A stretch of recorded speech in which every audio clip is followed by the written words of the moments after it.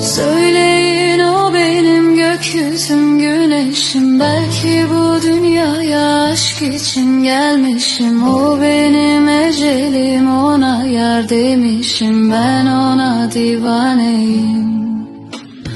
Aşıklar aşkının yolunda sürünür, kalpleri o anda ikiye bölünür. Her yerde sevdiği gözüne görünür, aşkına pervaneyim.